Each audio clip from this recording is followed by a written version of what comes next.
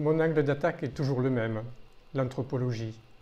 Et j'entends par anthropologie ce qui fait vraiment ce que l'homme est homme. Je ne sais pas si je suis clair. Enfin, l'essence même de l'être humain, de l'espèce humaine, puisque en général, en tout cas aujourd'hui, on peut référer l'homme aux animaux, et donc l'anthropologie s'inspire de l'éthologie. L'éthologie étant l'étude du comportement de l'animal dans son milieu naturel. Et ainsi, on ne fait plus de différence décisive entre l'homme et l'animal. On est une espèce humaine parmi tant d'autres. Ce qui nous permet de préciser, de voir quelle est la spécificité de cette espèce un peu bizarre, de ce singe nu, comme certains disaient, on peut dire il y a quelques années. Okay. Et à partir de là, je verrai quelle est la place de la démesure, ou pourquoi la démesure. Il ne semble pas que l'animal connaisse la démesure. On n'a jamais vu un troupeau de vaches exterminer un autre troupeau de vaches. Vous voyez où je veux en venir. La violence chez l'homme est illimitée. En tout cas, on a la preuve au XXe siècle qu'elle est illimitée. Alors, dans un premier temps, je vais parler de la condition humaine, à partir de l'éthologie, de l'anthropologie. Ce que je souligne en premier temps, c'est d'abord que l'espèce humaine est une espèce particulièrement fragile et que cela se voit à la naissance, puisque l'enfant connaît une immaturité à la fois osseuse, musculaire et nerveuse. Il ne peut pas s'en sortir, sans son environnement qui le prend en charge. Voilà. Cela se voit aussi à travers, par exemple, une expérience, c'est pas une expérience d'ailleurs, c'était un événement historique. À l'époque de la Révolution française, on a découvert sur le Larzac, par là-bas, un enfant sauvage qui avait dû être abandonné vers les 5-6 ans et qui avait survécu par miracle. Mais il marchait à quatre pattes, il poussait des cris et il avait peur de toute rencontre, de toute vie sociale. Donc il n'avait pas eu accès à son humanité. Donc on voit, ceci nous amène à penser que l'être humain ne peut pas se satisfaire de la simple nature.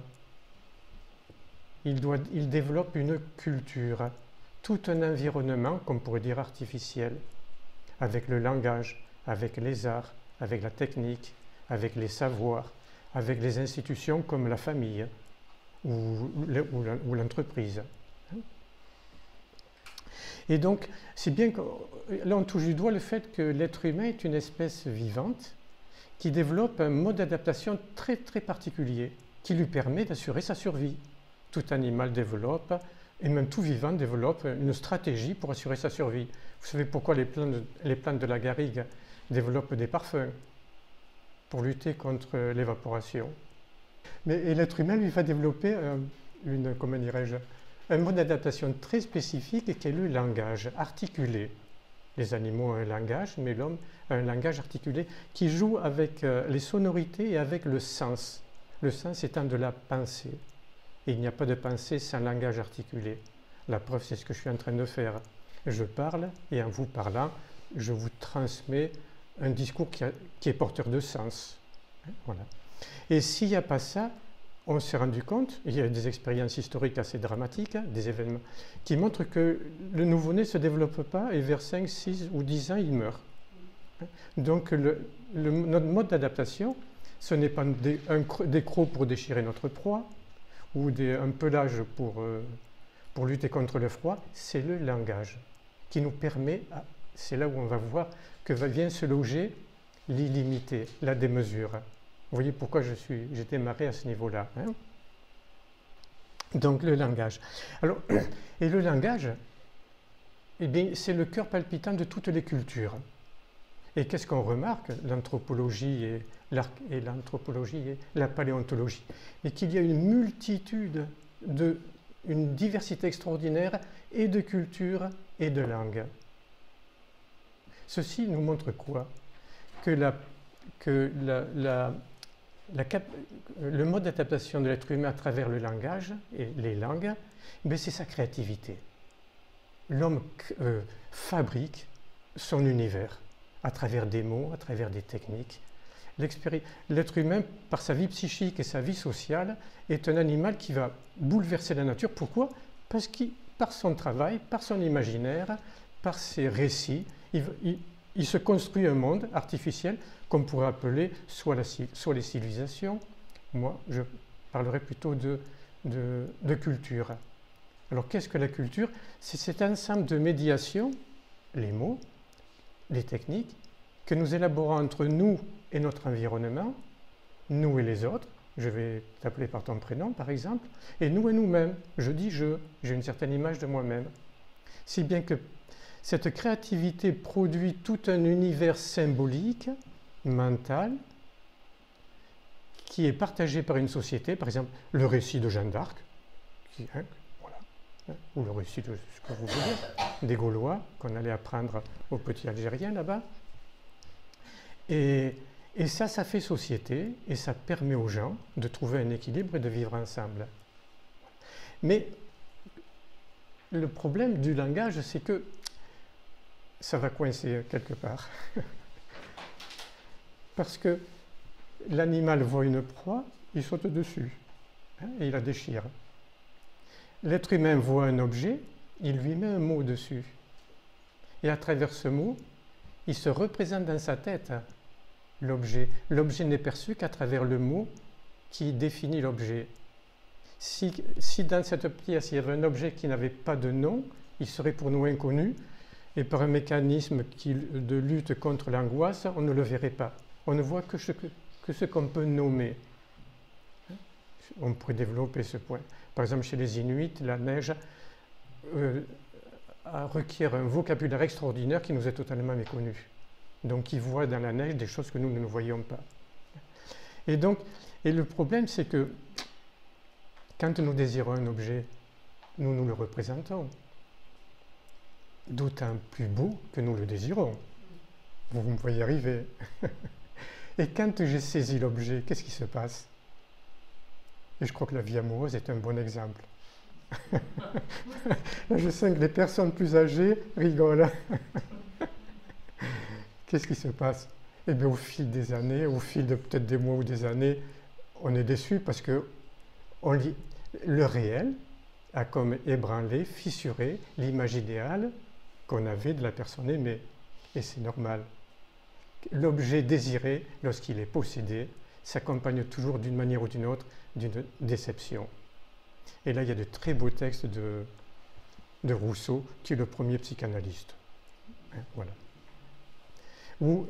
Si bien que, pourquoi? Parce que l'objet désiré n'est plus tel que nous l'avons rêvé. Parce que notre rêve, il répond exactement à nos désirs, à nos attentes. Alors que l'objet, c'est le réel, et le réel ne correspond jamais à notre subjectivité. Je suis clair en parlant ainsi? Alors si bien, qu'est-ce qui se passe si je suis toujours déçu? Soit je fais comme les épicuriens,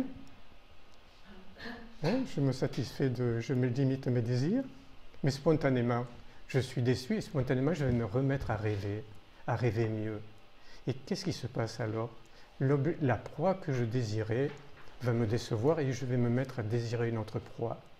Et là, nous avons l'origine de l'illimité, du désir sans limite. Je suis toujours en train de désirer. Et heureusement d'ailleurs, puisque le désir, c'est la vie. Et la vie, c'est le désir. La vie, c'est désirer le désir. Quand on désire, on existe. Et quand on n'a pas de désir, quand on s'effondre comme dans la dépression, c'est mortel, quoi. Et des fois au sens propre du terme. Ok, donc c'est comment dirais-je, l'illimité du désir provient du langage, provient de notre mode d'adaptation, c'est-à-dire de notre puissance imaginaire, de notre puissance créatrice. C'est bon comme ça, ce point? Bon. Si bien que chez l'animal, comme tout organisme vivant, connaît des besoins, et l'animal y répond par l'instinct. Dans la mesure où chez l'homme, nous passons par nos représentations mentales, le besoin est toujours insatisfait. Il tombe dans l'illimité. C'est ce qu'on appelle la pulsion, qui est un concept décisif en psychanalyse. Et que le dernier texte évoqué là, le long texte que tu as évoqué. Donc cette gerbe de pulsion, d'énergie qui nous anime. On va les voir, on va voir après. Et le problème, c'est qu'elles sont illimitées. Ce que je veux tout. Et l'enfant, d'ailleurs, souvent, des fois, peut vous le dire. Hein. Je me souviens, un petit garçon, là, on fêtait son anniversaire, hein, et il voulait tout le gâteau, à lui tout seul. Exactement, il ne voulait pas le partager. Il voulait tout. Ça commence tôt, hein. Et ça doit terminer tard. Bon. Alors, cette illimité du désir, eh bien, on peut le repérer un petit peu de partout dans notre vie, dans l'existence humaine. Par exemple, donc je suis dans l'illimité du désir et de la violence. Voilà. La pulsion d'accaparement. Je veux les choses qui m'entourent, je veux tout le gâteau, je veux la richesse, etc. etc. Et les sociétés sont débrouillées pour y mettre une limite, l'interdit du vol. Tiens, l'illimité et la limite, la démesure et la mesure. Vous voyez comment tout doucement, on en arrive à réfléchir sur l'illimité ou la démesure. La pulsion sexuelle, à la limite, la première proche, il saute dessus. Et qu'est-ce que va me dire la société? Non. L'interdit du viol, l'interdit de l'inceste et l'interdit de la pédophilie. On me suit? Il ne s'agit pas ici de détruire la pulsion sexuelle qui est une expression fondamentale de l'existence, de la vie. Il s'agit simplement de la canaliser. De l'illimité, on va passer à la limite. Autre chose, la vengeance. Ah, le salaud, j'aurai sa peau. Vous voyez? Et pourquoi la vengeance? On ne peut pas s'abandonner à la vengeance. Parce que l'autre, la vengeance nourrit la vengeance de l'autre. Et après, on en arrive à la paix des cimetières, disait Kant. Quand on s'est tous détruits, c'est bon, il n'y a plus de problème. Vous voyez, donc, la vengeance... alors, comment on y met? On l'a canalisé, cette agressivité qui nous anime lorsqu'on est attaqué. Eh bien, c'est l'interdit du meurtre. Et c'est aussi le fondement du droit, l'interdit de la vengeance. Qu'est-ce que le droit? Qu'est-ce que nous dit le droit? Tu ne feras pas justice toi-même, c'est-à-dire tu ne feras pas vengeance. Donc on voit comment les sociétés se donnent des limites. Le pouvoir, ben surtout au XXe siècle, on a vu comment le pouvoir pouvait être accaparé de manière délirante et meurtrière par quelques individus. Et on n'a pas inventé un interdit proprement dit, mais on a trouvé une organisation qui évite l'accumulation du pouvoir, qui est le partage, non, la séparation des pouvoirs, qui normalement est mis en place dans et fonde la démocratie. Ok, on s'y retrouve? Donc, on voit donc que, à cause de son imaginaire, à cause de cette créativité, l'instinct devient pulsion, et la pulsion génère tout simplement la violence. Qu'est-ce que cherche la pulsion? La jouissance, du pouvoir, du sexe, des biens, etc., etc. Et ça, c'est la négation de l'autre. Donc la négation de la vie sociale. Donc il faut mettre des limites. Et comment ça se passe? Comment on élabore ces limites? D'abord, ces limites, elles ne sont pas dans la nature. Puisque dans ma nature, qu'est-ce qu'il y a? Premièrement, il y a la pulsion. Et comment on s'en sort? Par une parole qui dit non. C'est ça l'interdit. Inter-dit. Vous me suivez? C'est une parole qu'on dit entre soi. Et qui dit non, qui dit des limites. Et si on la dit entre soi, c'est qu'elle relève d'une délibération. Elle n'est pas imposée par quelqu'un d'autre. Oui? Ce qui nous amène à penser l'interdit fondateur. Parce qu'il y a plusieurs types d'interdits. Par exemple, interdiction de dépasser les 130 km/h. Mais ça, c'est qu'un règlement qui permet à la circulation routière on peut le changer, on peut réduire à 90 km/h par exemple. Il y a l'interdit comme outil de domination. On sait que tous les fascismes mettent de partout des interdits. Et ça, en général, il ne faut pas le perpétuer. Hein, on va lutter contre. Donc les interdits politiques qui justifient une domination. Et puis il y a l'interdit fondateur. Et l'interdit fondateur, c'est ce que je suis en train d'évoquer à travers l'interdit du vol, l'interdit du viol, du meurtre ou de l'accumulation du pouvoir. Donc l'homme est cette espèce vivante qui ne peut survivre que s'il se donne à lui-même ses propres limites. Et ses propres limites, c'est les interdits. L'interdit étant quelque chose d'assez intéressant, parce qu'il ne me dit pas ce que je dois faire. Il me dit simplement, il m'impose un cadre dans lequel j'ai à inventer mon comportement, mon projet, mon avenir. L'interdit du viol ne m'interdit d'aimer. J'aime, mais je mets des limites. Okay. Donc la démesure est liée à la condition humaine et l'être humain est appelé, à cause de cela, à émettre des limites. Comment?